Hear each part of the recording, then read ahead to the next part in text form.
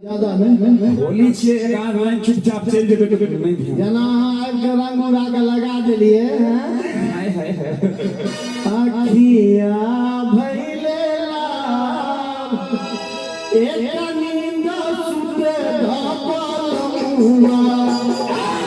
अखिया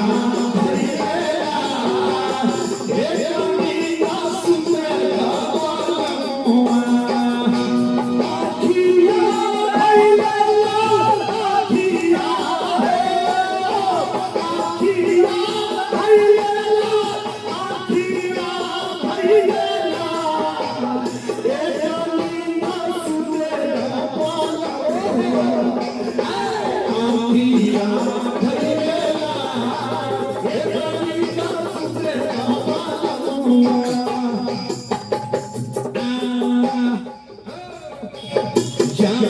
लेकिन अतरावा बोला लिया ऐसे वैसे आने सुनियो दूसरा जगह सुन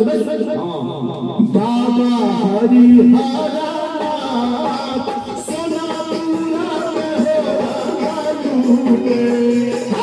बाबा हरि हरा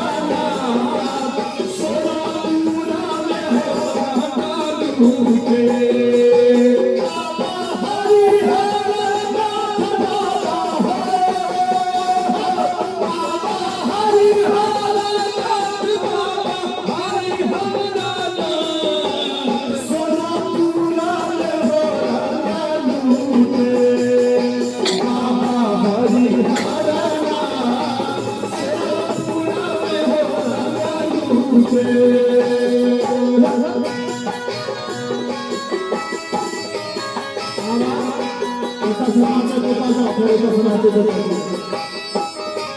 जरिया